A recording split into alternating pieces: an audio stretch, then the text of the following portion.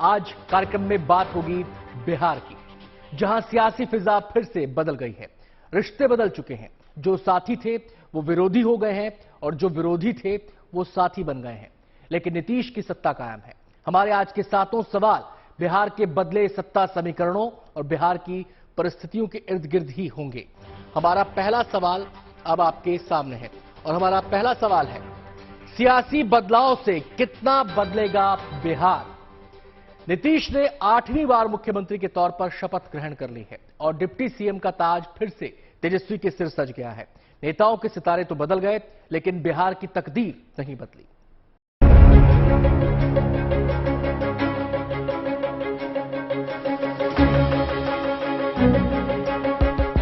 बिहार की बदहाल तकदीर को चमकाने के दावे के साथ बिहार में एक बार फिर से नई सरकार का गठन हो गया है। लेकिन ये सरकार भले ही नई हो, इसका सीएम फेस पुराना ही है। बिहार के मुख्यमंत्री नीतीश कुमार ने आज 8वीं बार मुख्यमंत्री पद की शपथ ली। इससे पहले वो 7 बार अपने अलग अलग सहयोगियों के साथ बिहार की सत्ता पर काबिज रहे। पिछले 17 सालों में नीतीश के साथी बदलते रहे, लेकिन बिहार की सूरत नहीं बदली। कल जब नीतीश ने लालू के लाल तेजस्वी के साथ मिलकर महागठबंधन सरकार चलाने का दावा किया, तब भी उन्होंने कहा कि वो आरजेडी के साथ मिलकर बिहार के विकास के लिए काम करेंगे और बिहार के लोगों की सेवा करेंगे। साथ मिलकर के हम 7 पार्टियों हैं, जो हम लोगों का महागठबंधन है। हम मिल करके आगे काम करेंगे, सेवा करेंगे। नीतीश कुमार 2005 में मुख्यमंत्री बने थे। तब से अब तक इन 17 वर्षों में वो करीब 16 वर्षों तक बिहार के मुख्यमंत्री रह चुके हैं। और इस नई सरकार में इनके सहयोगी बने आरजेडी के लालू राबड़ी के 15 वर्षों के शासनकाल को भी मिला लिया जाए तो करीब 31 साल तक नीतीश और लालू परिवार का राज बिहार पर रहा है। लेकिन इतने लंबे समय तक शासन करने के बाद भी बिहार आज भी देश के अन्य राज्यों से पिछड़ा हुआ है। नीति आयोग के आंकड़े इस बात की पुष्टि करते हैं। नीति आयोग की 2020-21 की रिपोर्ट में बिहार को देश का सबसे पिछड़ा राज्य बताया गया है। इस रिपोर्ट के मुताबिक विकास के पैमानों पर बिहार को 100 में से केवल 52 अंक मिले हैं, जो कि सभी राज्यों से कम है। बिहार देश का ऐसा राज्य है जिसकी गिनती बहुत गरीब और बीमार राज्यों में की जाती है। नीति आयोग के एक आंकड़े के मुताबिक बिहार की 52% जनता गरीबी रेखा के नीचे है, जबकि देश की कुल आबादी में से 22% लोग गरीबी रेखा के नीचे अपनी जिंदगी जी रहे हैं। बिहार की प्रति व्यक्ति आय भी अन्य राज्यों की तुलना में कम है। बिहार में पर कैपिटा इनकम 50,555 रुपए है, जबकि देश की प्रति व्यक्ति आय 91,480 रुपए है।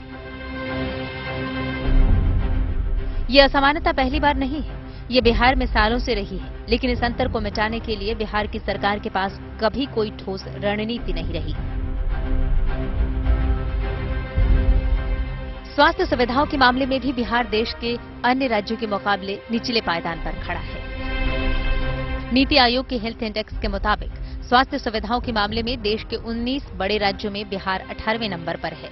इस लिस्ट में केरल पहले नंबर पर है।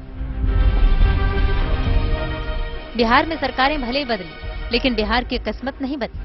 ऐसे में नई सरकार बनने के बाद भी बिहार के लोगों के जहन में विकास को लेकर पुराना सवाल ही घूम रहा है।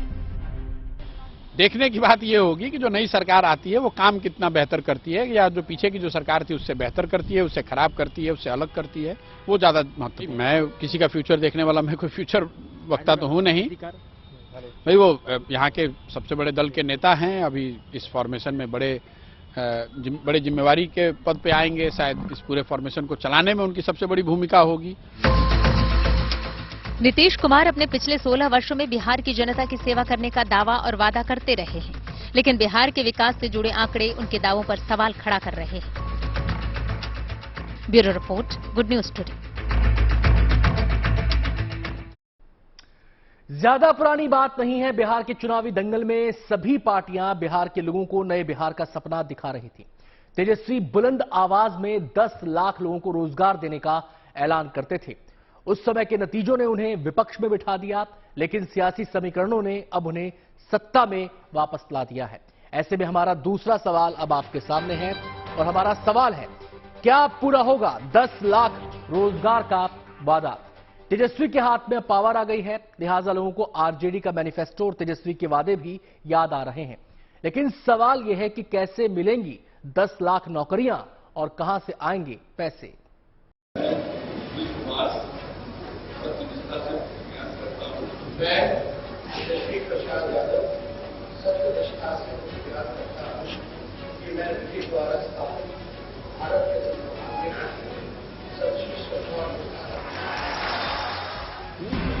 बिहार में आज नीतीश कुमार ने 8वीं बार मुख्यमंत्री पद की शपथ ली। वहीं तेजस्वी यादव ने तीसरी बार बिहार के डिप्टी सीएम का पद संभाला है। लेकिन एक सवाल ऐसा है जो नई सरकार के बनने से पहले ही उनका पीछा कर रही है।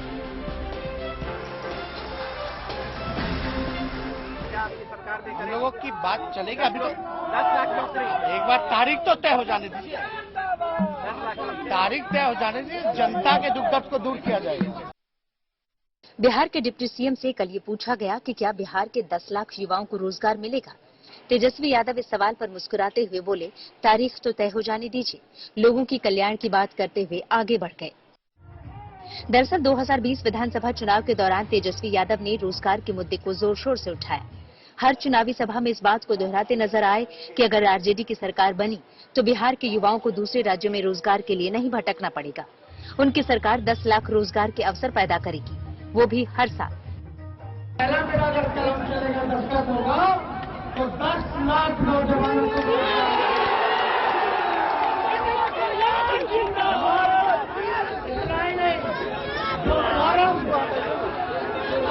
फॉर्म आप लोग भरते हैं,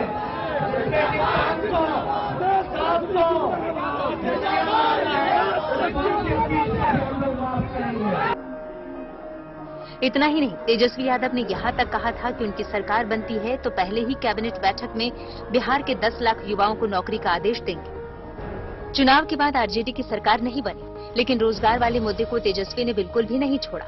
बार बार ट्वीट के जरिए नीतीश सरकार को घेरने की कोशिश की।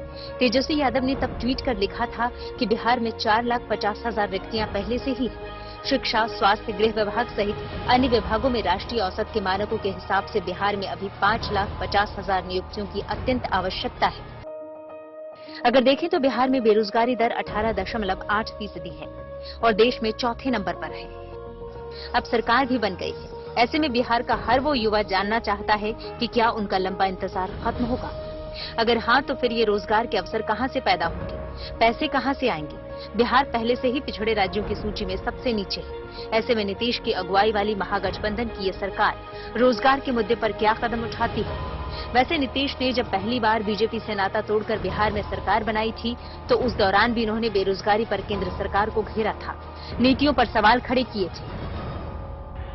अब इनका बेरोजगारों को उसी तरह से छला गया, रोजगार के नए अवसर पैदा नहीं हो रहे हैं, बल्कि जो नियुक्तियां होनी थी उस पर भी रोक लगा दिया गया।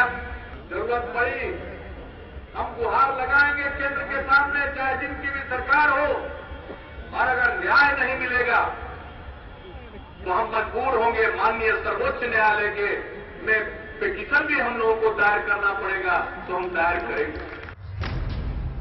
दरअसल रोजगार बिहार के लिए वो मुद्दा है जिस पर चर्चा तो सभी दल करते हैं, लेकिन जब बात रोजगार देने की आती है तो सारे वादे हवा हवाई हो जाते हैं। Bureau report, good news today.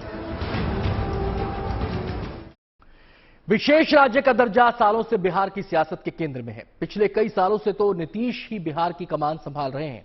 इस दौरान उन्होंने अपने दोस्त भी बदले, लेकिन बिहार को विशेष राज्य का दर्जा नहीं दिला सके। हमारा तीसरा सवाल अब आपके सामने है और हमारा सवाल है, क्या नई सरकार के एजेंडे में होगी विशेष राज्य के दर्जे की मांग। आपको बता दें कि नीतीश बिहार के लिए विशेष राज्य के दर्जे की मांग करते रहे हैं। इसकी वजह से वो एनडीए से अलग तक हो गए, लेकिन सियासत का खेल ऐसा है कि मांग पूरी हुए बिना ही एनडीए में लौट आए। अब फिर से एनडीए से रास्ते उनके अलग हो चुके हैं।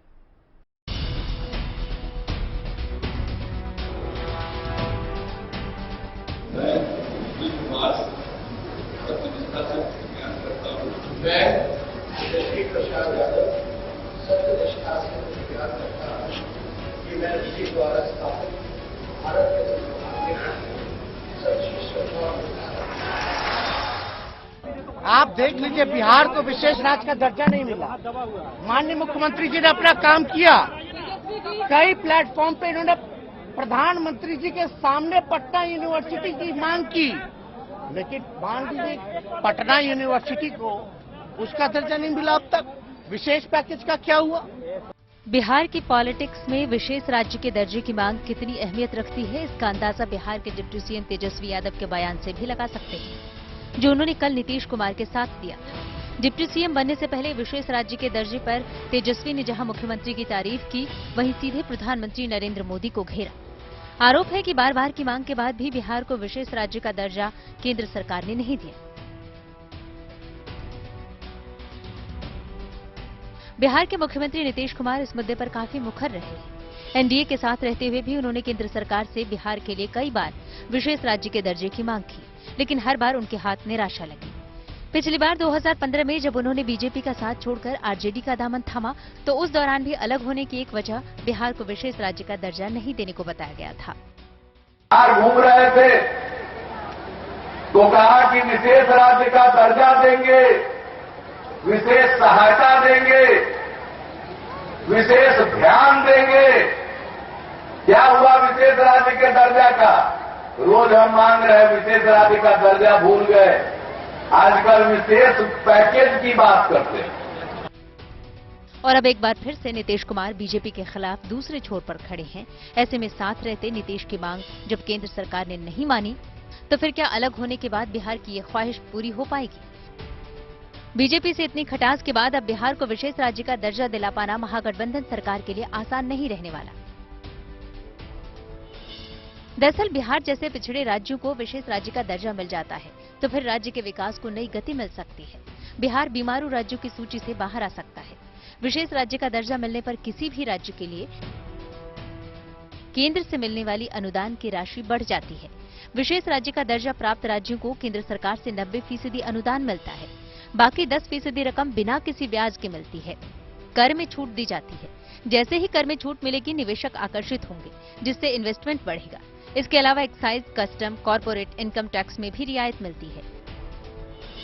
वैसे प्रधानमंत्री नरेंद्र मोदी ने बिहार के विशेष राज्य के दर्जे की मांग को पूरा तो नहीं किया, लेकिन बिहार को बड़े आर्थिक पैकेज देने की घोषणा जरूर की थी। ऐसे कामों का शिलान्यास हो रहा है जो आने वाले दिनों में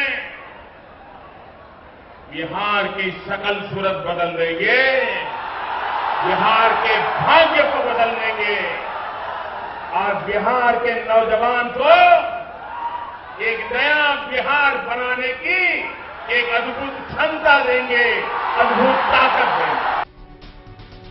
हालांकि नीतीश के विरोधियों का कहना है कि नीतीश कुमार इसे सियासी हथियार के रूप में इस्तेमाल करते रहे हैं। केंद्र सरकार से विशेष राज्य का दर्जा हासिल करने के लिए दबाव नहीं बना पाए। अब ऐसे में जब साथ रहकर जो दबाव नहीं बना पाए, वो भला दूरी बनाकर कैसे बनाया जा सकता है, ये देखने वाली बात होगी। Bureau report, good news today.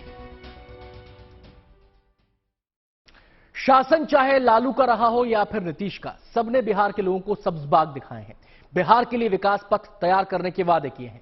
सत्ता और सियासत के समीकरण बदलते रहे, लेकिन बिहार के हालात नहीं बदले। हमारा चौथा सवाल अब आपके सामने है और हमारा सवाल है, साथी बदलने से क्या बिहार की किस्मत भी बदलेगी? इस बारे में विस्तार से समझा रहे हैं हमारे संवाददाता सुजीत झा। सबसे बड़ी बात क्या है कि तेजस्वी यादव जब 2020 का चुनाव लड़ रहे थे महागठबंधन की तरफ से, तो उन्होंने वादा किया था बिहार के युवाओं से, बेरोजगारों से, कि अगर उनकी सरकार आती है तो 10 लाख बेरोजगारों को नौकरी देंगे। अब उनकी सरकार आ गई है तो जनता को ये फायदा होगा कि चलिए वो मुख्यमंत्री अभी नहीं है, उप मुख्यमंत्री हैं, तो 10 लाख भले ही नौकरी ना मिले, 5 लाख तो जनता उम्मीद करेगी ही, बेरोजगार युवा उम्मीद करेंगे ही। दूसरी तरफ मुख्यमंत्री नीतीश कुमार ने 2020 के विधानसभा चुनाव में लगातार इस बात को उठाया था कि 15 साल का जो राज था आरजेडी का, उसकी याद वो हमेशा दिलाते रहे। अब वो आरजेडी के साथ हैं, हालांकि पहले भी सरकार चला चुके हैं, तो निश्चित तौर पर कानून व्यवस्था को लेकर मुख्यमंत्री नीतीश कुमार सजग रहेंगे। वो स्थिति पैदा ना हो जिसके बारे में वो लगातार जिक्र करते रहे हैं, तो ये फायदा जनता को हो सकता है। बिहार में सियासत के खेल खूब खेले जाते हैं। कब कौन किसके पाले में चला जाए कोई नहीं कह सकता। जनादेश चाहे जो हो, लेकिन यहां सियासत का अपना दस्तूर है। हमारा 5वां सवाल अब आपके सामने है और हमारा सवाल है, सियासत में अव्वल विकास में क्यों पिछड़ा है बिहार? आंकड़े उठाकर देख लीजिए। विकास के मोर्चे पर बिहार दूसरे राज्यों की तुलना में कहीं पीछे खड़ा नजर आता है। क्या विकास के लिए बिहार के नेताओं में इच्छा शक्ति की कमी है? इस बारे में विस्तार से बता रहे हैं हमारे संवाददाता। सियासत में अव्वल लेकिन विकास में पिछड़ता रहा बिहार। पूर्वी भारत का राज्य बिहार जो राजनीति में तो हमेशा सबसे आगे रहा, लेकिन विकास के हर पैमानों में दशकों से ये राज्य हमेशा पिछड़ा रहा। तो क्या इसके पीछे बड़ी वजह है राजनीतिक इच्छा शक्ति की कमी थी या फिर सुशासन का अभाव? वजह चाहे जो भी रही हो, इस राज्य ने हिंदुस्तान को राजनीतिक भविष्य तो कई बार दिया, लेकिन जब इस राज्य के विकास की बात आई तो कोई भी जिम्मेदारी लेने को तैयार नहीं हुआ। और आज बिहार की स्थिति ऐसी है कि किसी भी पैमाने पर वो विकास को छूता भी नहीं है।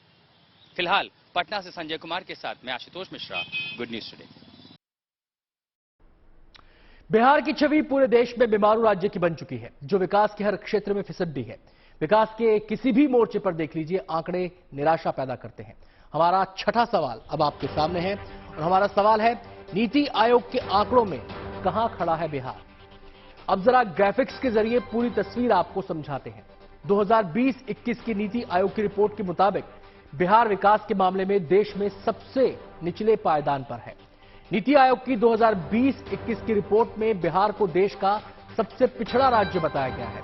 इस रिपोर्ट के मुताबिक विकास के पैमानों पर बिहार को 100 में से केवल 52 अंक मिले हैं, जो कि सभी राज्यों से कम है। बिहार देश का ऐसा राज्य है जिसकी गिनती बहुत गरीब और बीमार राज्यों में की जाती है।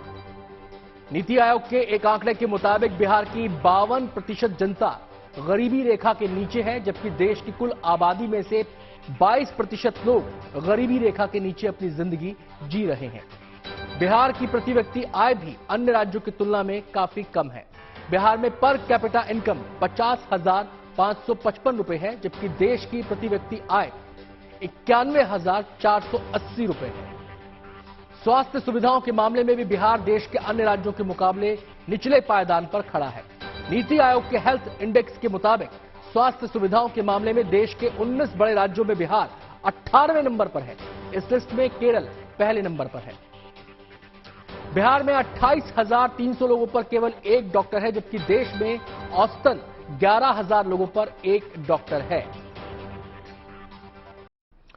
बिहार में हुए सियासी बदलाव को भविष्य से जोड़कर भी देखा जा रहा है। माना जा रहा है कि इस बदलाव का असर केवल बिहार तक सीमित नहीं रहने वाला, बल्कि ये बदलाव राष्ट्रीय सियासत को भी प्रभावित करने की क्षमता रखता है। हमारा 7वां और आखिरी सवाल अब आपके सामने है।